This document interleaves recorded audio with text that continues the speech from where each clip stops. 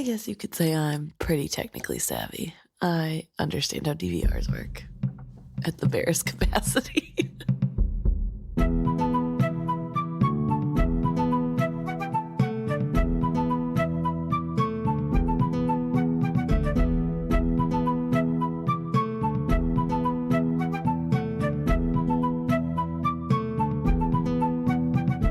Welcome back to another episode of Is Fitz Happy? I'm Luke, And I'm Emma. and this week we're discussing Chapter 1 of Mad Ship, The Mad Ship. This is part 1 as well. It says that we're in spring, and because of the title, we probably can already tell that we are with Paragon right now, and from his point of view. He is on the beach as usual, and Amber is there talking to him, which he is resolutely ignoring. Yes, in his childish way. He says 30 years hauled out on a beach had taught him true patience. He would outlast her. He wondered if she would get angry or sad tonight. So he's upset about something or other, and she is trying to speak to him about going to Amos Ludluck. Right. I do also want to point out that before this, he talks about the setting that they're in and says that the air tastes of iodine, which means the tide must be out, exposing the kelp beds just off the shore, which I specifically underlined because this is again another point to the live ships being able to sense things themselves and not just a memory of a sense, because True. he's blind, so there's no way he can see it. I guess he could hear the tide, but the fact that he can smell the iodine of the kelp that's exposed, I think, points towards it being his own sense and not a memory of a sense. Yeah. But not the most important thing, just thought I'd point it out. There's more evidence towards that fact. Yes. But as we said, he is resolutely ignoring Amber. Who says, Paragon, you are a hopeless twit. Why won't you speak to me? Can't you see I'm the only one who can save you? So she's obviously getting very frustrated as well. And he is still ignoring her, turning his head away when she comes to approach his figurehead. And she says, you are in danger, very real danger. I know you opposed me buying you from your family, but I made the offer anyway. They refused me. Paragon permitted himself a small snort of disdain. Of course they had. He was the Ludluck family's live ship. No matter how deep his disgrace, they would never sell him. They had kept him chained and anchored to this beach for some 30 years, but they'd never sell him. Not to Amber, not to new traders. They wouldn't. He had known that all along. But Amber continued on doggedly. I spoke directly to Amos Ludluck. It wasn't easy to get to see her. When we did speak, she pretended to be shocked that I would make the offer. She insisted you were not for sale at any price. She said the same things that you did, that no Bingtown trader family would sell their live ship, that it simply wasn't done. Paragon could not keep down the slow smile that gradually transfigured his face. They still cared. How could he have ever doubted that? In a way, he was almost grateful to Amber for making the ridiculous offer to buy him. Maybe now that Amos Ludluck had admitted to a stranger that he was still part of her family, she'd be moved to visit him. Once Amos had visited him, it might lead to other things. Perhaps he would yet again sail the seas with a friendly hand on the wheel. His imagination went afar. But Amber brings him back to reality with her continued story, saying, she pretended to be distressed that there were even rumors of selling you. She said it insulted her family honor. Then she said, Amber's voice suddenly went low with fear or anger. She said that she hired some men to tow you away from Bingtown, that it might be better all around if you were out of sight and out of mind. Amber paused significantly, and Paragon felt something inside his Wizardwood chest squeeze tight and hard. So we have a view of Paragon in his childlike wonder and imagination going afar, hearing like, oh, this is what I was always thought was going to happen. I should never have doubted my family. They love me. They're not going to sell me. When it's clear to any sort of reader that is even slightly older or mature or has been in the world, you can tell that Amber's story is going somewhere. That she keeps saying that, yeah, Amos was pretending about this offer. but Paragon's just choosing to ignore all the language and just take it at face value. Yeah, I think what's really sad about this is Paragon's hope that is being crushed. And I think it's the saddest because, as he points out, he's been on this beach for 30 years. So he should know better. He should know that this is something that isn't a happy ending for him. And yet he still has this little twinkle of hope that, oh, maybe they've changed their mind and they realize that I'm part of this family too. And I don't know, this, like you said, childlike sense of him, I think makes it all the more sad because he is crushed and he can't figure out why. I just feel really bad for him. And I don't know. It's horrible what his family is doing, but I also think that ignoring Paragon's feelings side of this, we also have that look into Amos, who is trying to play as though her honor is being hurt about these rumors. Right. But we know from reading last book that it's not really a secret that she's selling. So we found out how she's getting away with saving face, so to speak, about selling the boat by pretending it's just getting pulled away by the new traders, not Right. sold to them. Hmm. And you can see how prevalent that childlike manner is in Paragon with this next section, where Amber continues on saying, I asked who she had hired, and he stuffs his hands in his ears and starts to hum and whistle and sing and try to go la la la la la, I'm not listening, while Amber's raising her voice and continuing to say that it was none of her business, Amos told me, but then I asked her where Mingsley was going to take you to have you dismantled. And she threw Amber out. When I stood outside and shouted that I'd take it to the Bingtown Traders Council, she set her dogs on me. They damn near caught me, too. And Paragon in his head is saying she was wrong. She had to be wrong. His family was going to move him somewhere safe. That was all. It didn't really matter who they hired to do it. Once they had him in the water, he'd go willingly. He would show them how easy it could be to sail him. Yes, it would be a chance to prove himself to them. He could show them that he was sorry for all the things that they had made him do. And I wanted to comment on that thought right there.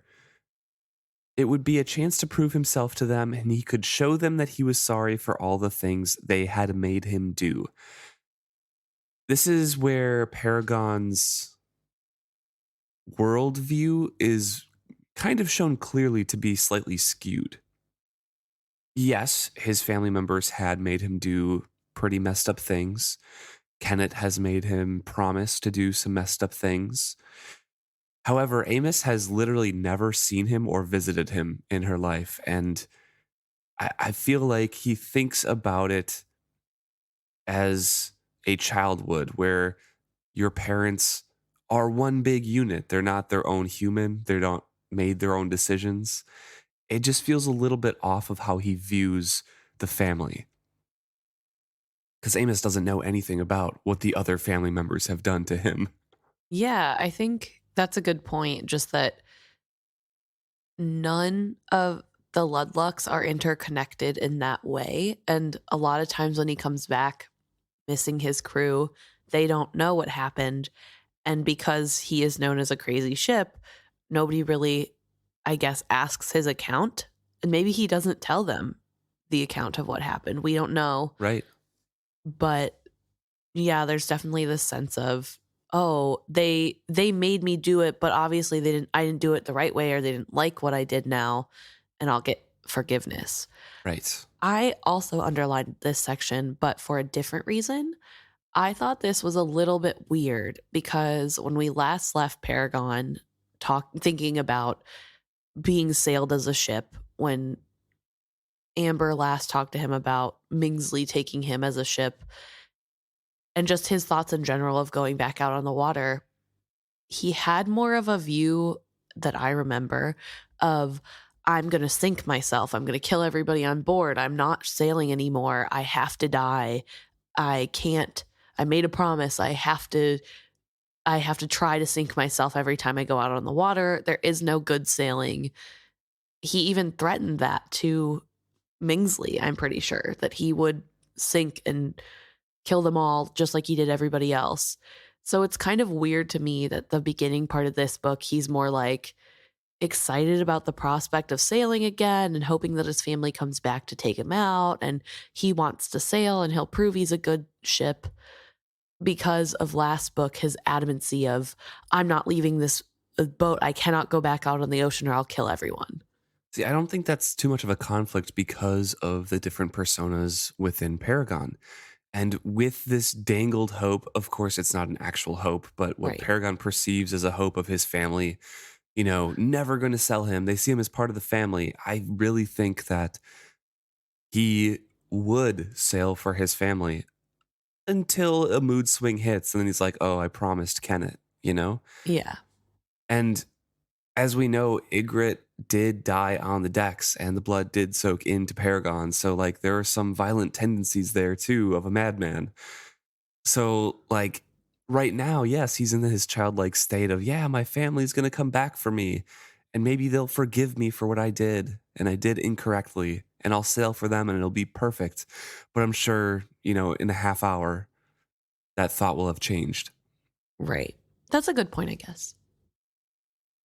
Amber wasn't speaking anymore, so he slowly lowered his hands and stopped humming. And he asks a question, forgetting for a moment that he was ignoring her. Says, when I get to my new place, will you still come to see me? And Amber is pretty exasperated, and she's saying, you can't pretend this away. They're going to haul you away and chop you up for Wizardwood. Figurehead, of course, shifts his direction and says, I don't care, it would be nice to be dead. But we go over the same conversation again of, we're not sure if Paragon would actually die if you chop him up.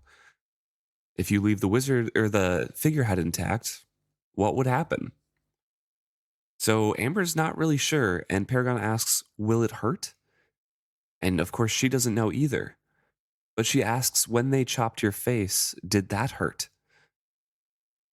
Yes. His brow furrowed. Then in the next breath, he added, I don't remember. There's a lot I can't remember. My logbooks are gone. Sometimes not remembering is the easiest thing to do. You think I'm lying, don't you?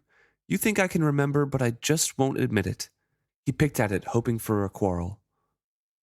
Paragon, yesterday we cannot change. We are talking about tomorrow.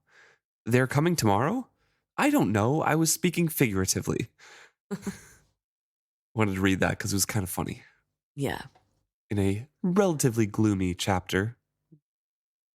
It definitely gives this the feel of talking to a child, but I guess maybe not even a child, just somebody who is being willingly obtuse about what you're trying to talk about, Right, yeah. which is kind of frustrating.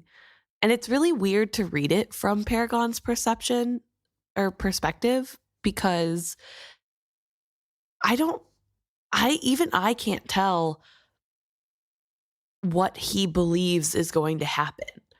Because it's not like he's ruminating in his mind about, oh, I really might die this time. He's just kind of going from willful ignorance idea to playful idea to, well, I don't care anyway. I want to be dead. And it's such a strange read, I guess, because I Yeah. feel like in other perspectives, even with Paragon, we get a more in-depth feel of what the emotion is, what's happening behind the words being said. But here, it's so apart from him, I guess. I don't know. It's just a little bit strange. I kind of can't get a feel for what he's feeling. I mean, obviously, on the surface, you can. He's obviously in denial, but it's just, I don't know. Yeah, I think it comes down to that point that he's in denial. He's trying to not think about that at all. So he's just jumping from topic to topic, trying to get her to fight him, trying to just change the subject and get her off this track of, oh, my family's selling me. Right. I feel like that's the main point of what he's going at, is that he just wants to avoid that conversation and that thought. So, yeah, it's kind of hard because he jumps so much. But it's really interesting to me that Amber states the next thing, saying, after she says, like, I can't stand the thought of them taking you to cut you up, and Paragon's like, there's nothing you can do, who suddenly felt mature for voicing that thought. There's nothing either of us can do. And she says, that is fatalistic twaddle. There's a lot we can do. If nothing else, I swear I will stand here and fight them. It's very funny to me that she says that because we know the fool is, for pretty much all of the last book of next trilogy or two books, convinced he's dying. And he's like, oh, there's nothing we can do. Yeah. Good point. Just full of fatalistic twaddle. I just thought it was funny that Amber is taking the complete opposite stance here. So Paragon is trying to be a realist now, as pessimistic as that is, saying, oh, you couldn't win the fight anyway, so there's nothing we can do. And Amber is saying, like, that's as may be, but I might as well try. But we need help. I want to act before they do. We need someone who will speak to the Bingtown Traders Council for us. Paragon asks, can't you? And she has to explain that, I'm respected, but I'm not that person. I'm not a trader. I've been here for a little bit. I'm just a merchant, and that's it. Don't you know somebody? And he is silent for a time, thinks about it, laughs harshly, probably at his own situation, and says, no one will speak for me. This is a stupid effort, Amber. Think about it. Not even my own family cares for me. I know what they say about me. I am a killer. Moreover, it's true, isn't it? All hands lost. I rolled and drowned them all, and not just once. The Ludlucks are right, Amber. They should sell me to be chopped up. Despair washed over him, colder and deeper than any storm wave. I'd like to be dead, he declared. I'd just like to stop. You don't mean that, Amber said softly. He could hear in her voice that she knew he did. Would you do me a favor? He asked suddenly. What? Kill me before they can. He heard the soft intake of her breath. No, I couldn't. And so he tries to convince her, please, just don't let me be chopped up. You have to kill me. And Amber is just very probably bewildered by the request and aghast at the strength of Paragon's conviction about it. Saying oh, don't speak of such things. And oh, the mussels, I should put those on to cook now on the fire. And is just trying to distract herself from that. And Paragon has to point out, you don't make sense, You vow you would stand and fight for me, knowing you would lose. But this simple, sure mercy, you refuse me. Death by flames is scarcely mercy. No, being chopped to pieces is much more pleasant, I'm sure, Paragon retorted sarcastically. You go so quickly from childish tantrums to cold logic, Amber said wonderingly. Are you child or man? What are you? Both, perhaps, but you change the subject. Come, promise me. No, she pleaded. He let out his breath in a sigh. She would do it. He could hear it in her voice. If there was no other way to save him, then she would do it. He's kind of getting his wish, telling her how he could die with fire. Says to add, jars of oil too. That would make the fire accelerate too fast for them to stop it. And he's always expressed that wish to die. So he's feeling a kind of relief right now that he has that promise from her. Yeah, it's definitely, again, really sad. I think this chapter is a lot of sad, which is funny because it's the first chapter. But there is this kind of melancholy acceptance of, I guess, if the reality is that I'm going to go get chopped up, then I'd rather go by fire. That's much better for me. And what a horrific thing to have to think about. But I also do want to talk about how when Amber asks if it hurt when he was chopped before, his knee-jerk reaction was yes, and then the I don't remember. Yeah. Do you think that it did hurt? Or do you think the hurt was from emotions from Kenneth for having to be the one to do it? I think it would hurt as well because I feel like we get Vivacia talking about touching the serpents and that hurting and things. So I think like sensations can hurt them, just like we've talked about how they can feel things. Right.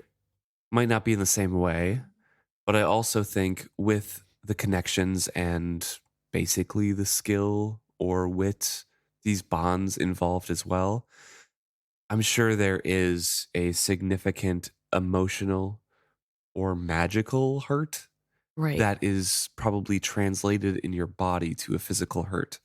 So it's probably a combination of the two. And it's something that he probably does remember. And I think Amber is correct in this instance that he is burying this memory because this was Kenneth who was doing it to him. And I don't think he forgot his instances or his memories with Kenneth that much. That's fair. I think he has forgotten a lot, but I think this more recent trip, I don't think he's forgotten that much of. So yeah, I think it's a combination. What about you? I'm not sure because I guess I am on the train of they definitely have feelings, both physical and well, like they have obviously emotional feelings too. But I'm like a really big proponent of they have the senses, so I guess it would have to hurt. But I don't know. I think it probably wasn't a lingering pain, if that makes sense. I mean, probably emotionally it was, but it probably hurt when it was done. But I don't think it was like There's for no like, days after. There's no healing. It's not yeah, like a there's no pain of human. healing. Yeah. I don't know. The whole thought process of if we separate him from the deck, is he still alive? Would he still work? Would he still be able to feel the other parts of his wizardwood? Is there some connection there? I don't know. The whole thing is very True. There's a lot of stuff that we don't know. And we always try to speculate, but can't find everything out. And so Amber is trying to ignore the fire and the oil conversation and what she knows that she will do, even if she disagrees with the choice. And switches to something of a similar topic, but maybe, you know, safer waters. yeah, safer waters. She asks, they will try to move you in secret. Tell me how they would do it. And he kind of explains the system that would happen, the highest tide. They could do it quickly if they're skilled, but there's going to be a lot of people there, so they'd probably know. And Amber's considering and saying, oh, I'll probably have to move my things into you. She'll have to sleep aboard. And then cries out, oh, don't you have anyone who could speak up for you to the Bingtown Council? Only you. She says she'll try, but doubts that they'll give her a chance because of those reasons. She's just a merchant. They would not have patience with her if she began meddling with their affairs. Likely, I would suddenly find I had no customers. Or perhaps worse, the whole town is becoming more divided along old trader and newcomer lines. So she's very worried about not having anybody to speak up for Paragon, not being listened to at all, and especially with this division coming in with the satrap and the new traders, who knows who her allies would be now because they wouldn't have any thought capacity for her. They have their own issues. Yeah, that's true. And I think the fear is because she talks a little bit about some things that we learned last book. The old traders are going to petition the satrap to have him honor his promises and take away the land from the newcomers and just stop his meddling in a way that is negative to and taking away the promise his predecessor had. And so I think especially with that kind of environment going on, it isn't the best time to come forward. However, I do think it's odd that she was willing to go to Amos Ludluck herself and try to buy a ship and is not willing then to go to traders and She said she would try. yeah, but I mean she's first trying to see if there's somebody that he knows that Paragon knows that they could just like get to speak for them without her, which I guess that makes it easier. But yeah, I don't know. It's just like weird to me that we don't know how long Paragon has been icing her out and ignoring her. And I don't think it's just today. So, I kind of feel like it's on a day-to-day basis with how mood swingy he is. well, he's started ignoring her at the end of the last time we saw them. And time has obviously passed. We just don't know how much That's time. fair. So, like, in that amount of time, she had time to go talk to Amos, but didn't have enough time to go talk to other. Like, she has a gossip network. She tells Paragon the reason she knows all the in depth gossip is because she knows how to listen. So, she should know which trader families would work better, I guess, to talk to, who would like get on their track or back her up, I guess. I don't know. It just feels weird to me that she hasn't already done that. I mean, you also want to include Paragon in there. Yeah, I suppose. She's all about, like, yeah, she will buy Paragon behind his back or send an offer, but she approached Paragon about it first. Fair. Considers him still a person Yeah. or a sentient being, at least. That makes me have another thought then. Why isn't she talking to the other live ships? We I don't know know. we know that the other live ships have like a pact to save people and she doesn't. So I know that she doesn't know No that. one knows besides Althea, really. Yeah, which like I get that, but however, Amber thinks of them as their own person, of their own people. So why wouldn't she try to talk to them? I don't know. Maybe it's just trying not to be isolated from the whole community. If you go down there and start talking to live ships, the sailors are going to see her. They're going to tell the captain, who's this weird person. But I would refute that by saying people come all the time to gawk at the live ships. I don't think Sure. it's abnormal for people to try to talk to the live ships or to be around the live ships Yeah, if they're maybe. not part of the families. I don't know. Just a thought I had. Well, Amber laments the fact that she wished she knew when Althea was coming back because she would speak up for Paragon. And Paragon debates mentioning Brashen Trell, saying Brashen was his friend. Brashen would want to speak for him. Brashen was old trader. But even as he thought of that, he recalled that Brashen had been disinherited. Brashen was as much a disgrace to the Trell family as Paragon was to the Ludlucks. It would do no good to have Brashen speak out for him, even if he could get the Bingtown Traders Council to hear him. It would be one black sheep speaking on behalf of another. No one would listen. He set his hand over the scar on his chest, concealing for an instant the crude seven-pointed star branded into him. His fingers traveled over it thoughtfully. He sighed, then drew a deep breath. The mussels are done. I can smell them. Do you want to taste one? Why not? He should try new things while he still could. It might not be much longer before his chances to experience new things were gone forever. Of course, we end on a fatalistic paragonism. Yeah. Back into his dark mood of, I'm going to die soon. yeah. Might as well try new things now. Yeah. Yeah, it's an interesting conversation of like Amber's motivations because we don't get to see into the fool's mind ever. And Amber is definitely a different character or a different personality than the fool. So it's really hard to kind of predict or guess why or why not they do things. Yeah.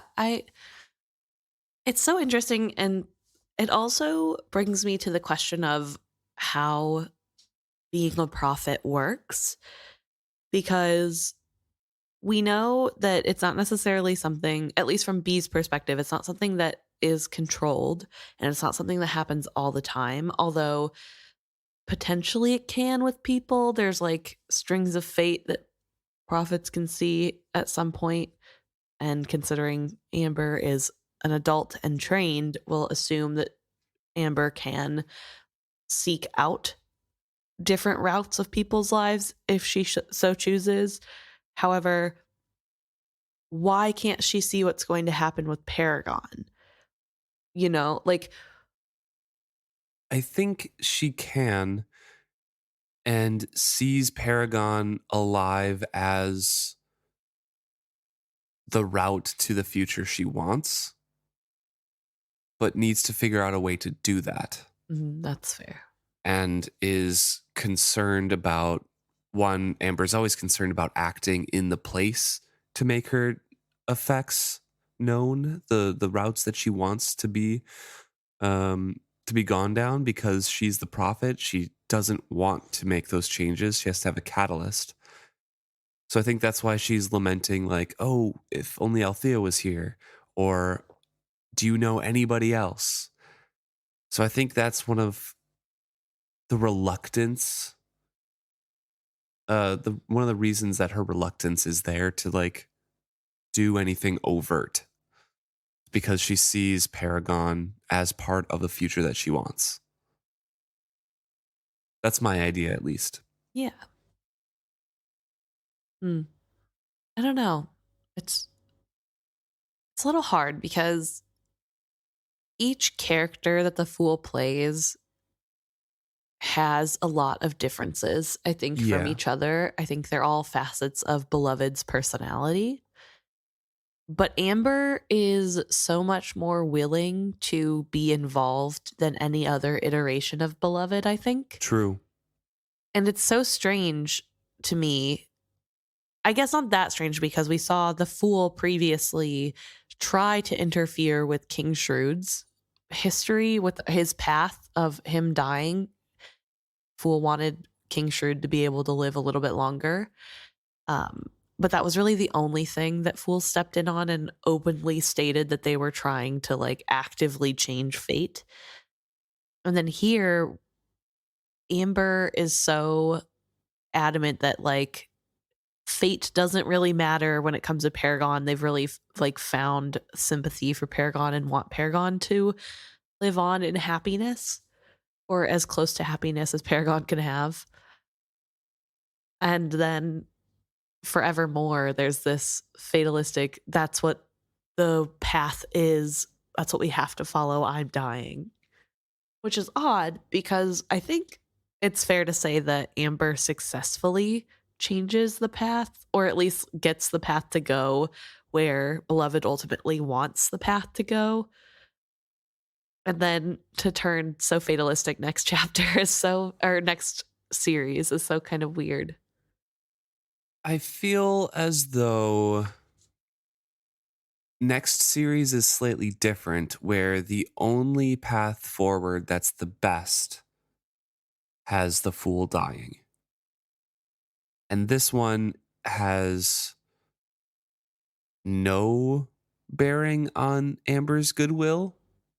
I feel like they like don't know, and it's not stated anywhere, but like with the next trilogy, we know that the fool states something, or maybe Lord Golden states something, that their vision is black after a certain point. So Mm, they like know that they're dead, right? So it seems like almost to them a failing of their ability, or this is where the end of the road is for me. So we have to get to this point. I know this is the best path to take, and then my vision stops. So obviously I'm dead. Whereas this one, I feel like their vision is still going on past the conclusion of this trilogy. Obviously, they don't they don't think in trilogies or anything like that, right. but it there's a path forward after this as well, after these events and this crisis, I guess. So I think that might be the difference, where Amber is feeling fairly helpless because they're trapped on Bingtown, and they just kind of send the people into the world. And then Amber's also very, did I choose the right catalyst? The 9-fingered slave boy and all this Right. stuff. So I feel like in this trilogy, there is a lot of variance with the outcomes. And some of them are way better than others, and some of them are still okay. That's what I feel like, at Okay. least. I don't think we ever get an explanation from her of like, this is the exact path that we need to follow.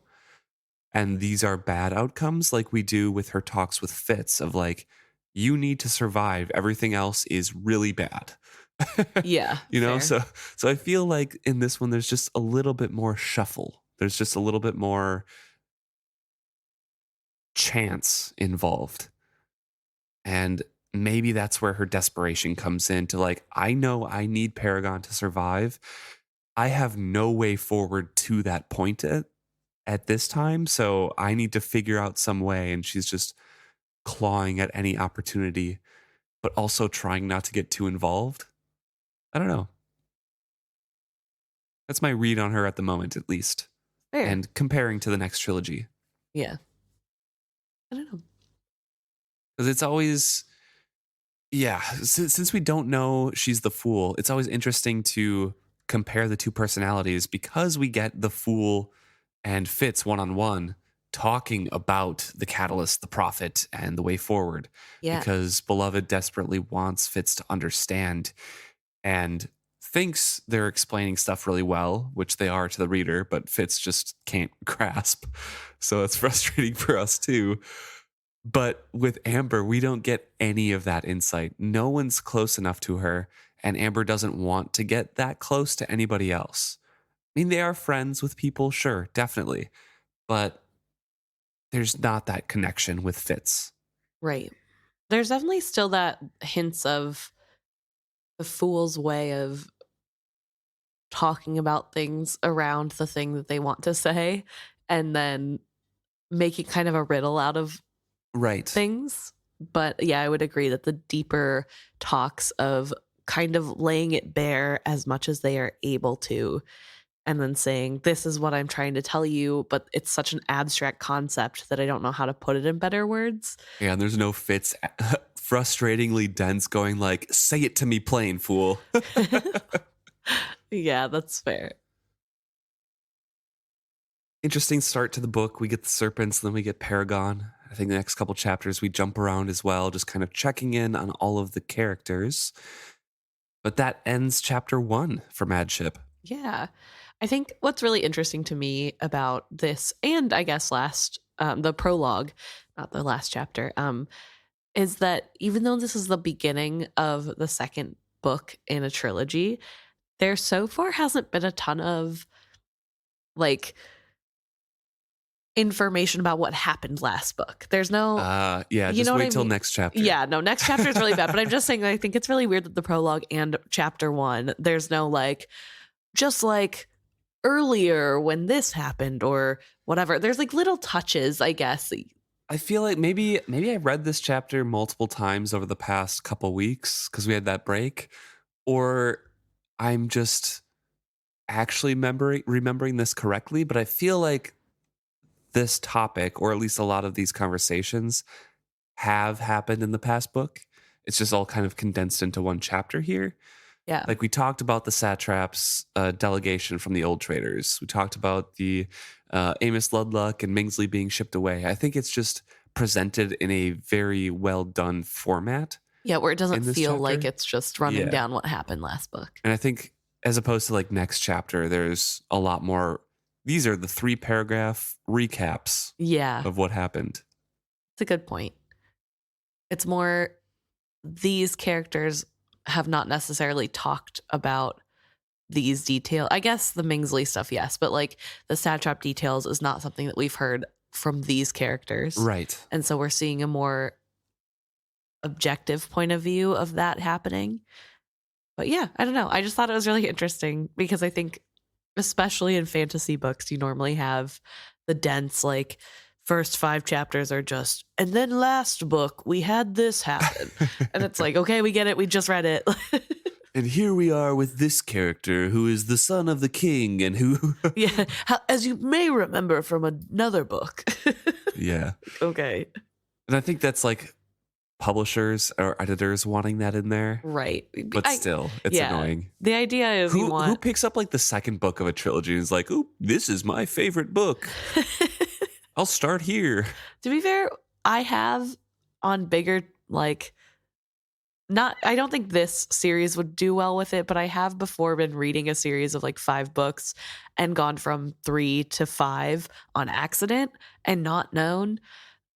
Yeah, And then like halfway through the book realized why I didn't understand who these people were. I feel like publishers really need to write better signs and like descriptions on the book covers about what series they're in, what book number it is, because Why is the book it's number so hard impossible. to find? It's impossible. Like, I mean, sometimes it's not, but most of the time I feel like I'm looking for a sequel and it doesn't have the number 2, or I'm looking for the like trilogy. I don't know. I'm looking for a not number 1 and I cannot tell which one is which because I don't know the title orders. I've often had to go to the newest published book that is by the same author, probably in the same series, and flip to like the title page and see like other books that were printed. And Yes. just The make list. sure. I don't know. So we'll get some more recap in the next chapter here. But this one was pretty well done. Kind of eased you into it. Yeah. It's always a joy to read about Paragon, I think, for me personally, I guess. I know he's very depressing and sad, but it makes me think about Fitz, so Maybe that's why Amber likes him so much. probably. Well, thank you so much for tuning in this week. If you have any questions or thoughts on Paragon that you want to share with us or Amber, please let us know. You can email us directly at isfitshappy@gmail.com, or you can message us or comment on any of our posts on social media. We're on Twitter, Instagram, and Facebook. We're at isfitshappy for all of those. And we also publish our episodes to YouTube, so feel free to comment on those episodes as well. Thanks so much. See you next week.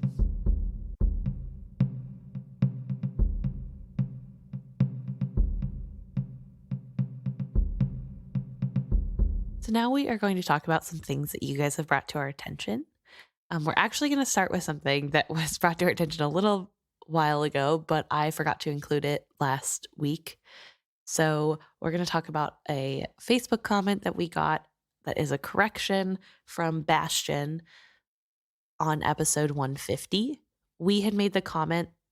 I guess we were talking about how in order to be changed by an elderling, you had to ingest something. And the reason that Malta was able to be changed is because she ingested the cocoon air or whatever. And we had talked about how we weren't sure how that was possible because we don't remember, or how that was possible for Selden to be affected then because he wasn't there.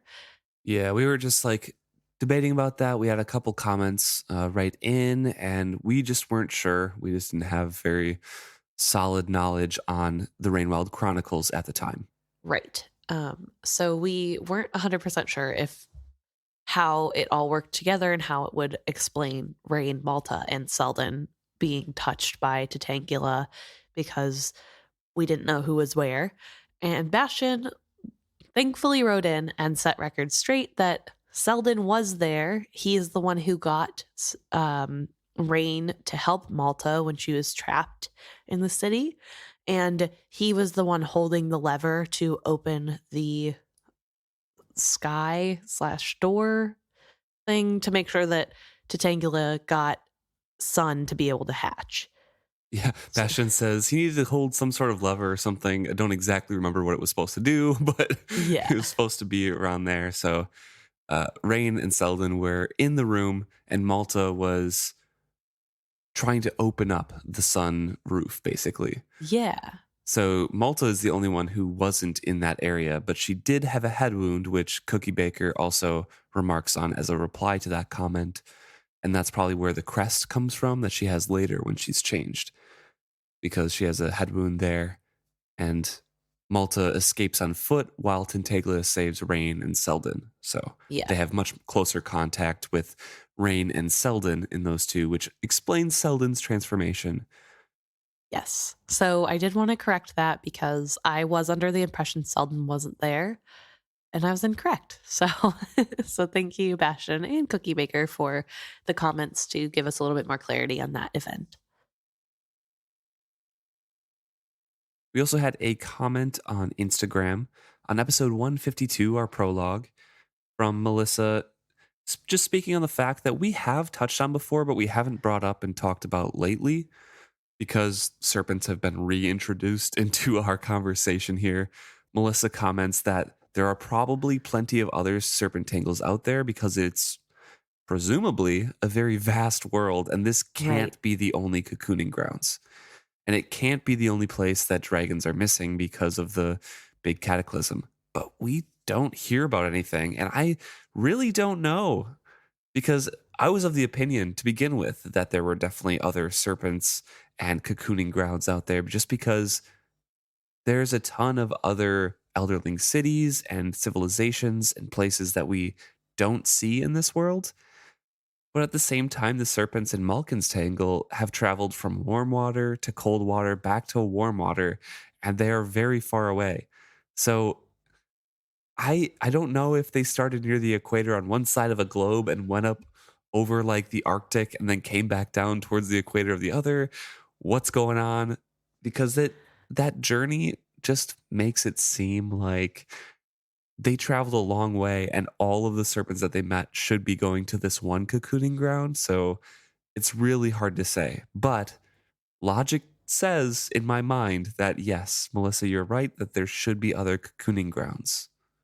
I will say that I'm pretty sure it is mentioned by a dragon that there were multiple cocooning grounds because they say something about how the Elderlings built up cities around that area, and it was a big honor to be able to help lead the Yeah, serpents to be cocooned. And I think it's talked about in plural, not just one space. it How definitely makes sense with silver being a resource in multiple places that there would definitely be silt with silver in it to help right. cocooning. But I do also want to say that in real life, um, eels specifically, like 90% of eels go to one place to go from young eel to adult eel. And there is another area of the world where they have found that eels do this. And this is all like very recent. I'm very into eels. I don't know. But Let me you just hate the serpents. I don't like the serpents, but I do like eels because they have been a mystery for a very long time because nobody has been able to figure out how they age and Reproduce. reproduce. Yeah. Anyway, they found out very recently some areas, and there's only two, and like one is like a very small population, and the rest of the world's eels all gather to one place. So it wouldn't be that weird for there only to be one or two places, but in my mind, but also I do think that I'm pretty sure there's contextual evidence in the books But to there's prove, multiple. yeah, that there are multiple. Yeah. So yeah, that is a good point that they should be in contact with other serpents, but I guess because there is only two dragons, with one being in a cocoon, the other being wrapped in ice, I guess all the other serpents are just out of luck because Yeah, they weren't from the right area. they probably all die out or become animals basically. Yeah, which is interesting to think about long term because new serpents are going to be born, which means they will have to Yeah. they will have memories and know the way of the serpents. And then there will just be really big serpents out there that are animals and not. But they'll also be really, really old. So we don't really know the lifespan of them. Obviously they can live centuries. Right. But will they slow down with age or are they just gonna keep growing? I don't know. Maybe we'll get a future book of like 500-600 years in the future and there's like dragons and stuff, but then there's these like sea monsters that aren't thinking at all. Yeah. Well, that's the thing too that I think about. And this is a very weird tangent, which number three. Uh, but I just think about what that means for future baby serpents, but also would people be able to kill the animalistic serpents? Because I feel like dragons are going to have a thing about protecting the young. And you can't really tell when a serpent is attacking your ship. Is this a mindless one or going to be a dragon? And Right. so will people refuse to try to kill them because they're worried about dragons attacking their ship? I don't know. All things to think about. Be a little black market for serpent parts. Yeah. Fresh serpent. They're young, so you Yeah. know that they have better stuff. Or really old and large. True. I think we also had a message from Amir on Instagram who wrote in to say that in addition to our conversation about like marrying into different trader families and potentially a family getting 2 ships, that at the end of this trilogy, the Vestrits kind of have to, with Wintrow being the captain of Vivacia and Brashen not rejoining his family. So Brashen and Althea are with the Paragon. And I guess it kind of happens that they have to, but I also feel like the Vestrits have 0 at the end of this because Wintrow really isn't a Vestrit in his acting role in the Pirate Isles. At least I don't think of him as one, really. He's just Wintrow the pirate now Yeah. with Etta. Like, he doesn't help the family with shipping or, give them money, I don't think. I mean, maybe he does. We don't really know the dynamics afterwards. But also, Brashen, yes, doesn't re-enter his family, but he also isn't really a Vestrit because I don't think Paragon is accepting of like, hey, I'm part of the Vestrits now, because we have to remember that the live ships are people too. So it's not just who owns what ship, it's what the ship kind of wants too. I don't know. I feel like, yes, technically you could say the Vestrits do have claims to 2 of them, but I don't know if the Vestrits have 2 live ships in their family. You know what I mean? Yeah, I think my train of thought is yes, technically they have 2, and it'd be interesting to see how in the old world that would have Right, worked yeah. out. But because by the end of this book, things are so different, and the old traders as a whole have kind of accepted change and are evolving to allow more people on the council and kind of like have a more level playing field and less hierarchy. I mean, it's still there, obviously, but I think it's not the same as what we were imagining of 2 family or one family having 2 ships, because things are just so different by the end of the book. Right. Especially like in 40 years after the end of this trilogy, almost all of the live ships are going to be dragons anyways. Yeah. So, yeah, I don't know. But I do think that it is a good point that technically we do see it happen. But it is also in the dawn of a new era. True, true. So thank you guys for writing in and having those interesting thoughts, correcting us, and giving me the chance to talk about eels. Your hidden passion. My hidden passion is so eels. Weird. They're gross, but yes, the mystery was cool. Anyways. Yeah, I do want to preface, I don't think eels are cute or fun. I just enjoy learning about them. Anyway, thank you guys for writing in, and I look forward to hearing your guys' theory next week.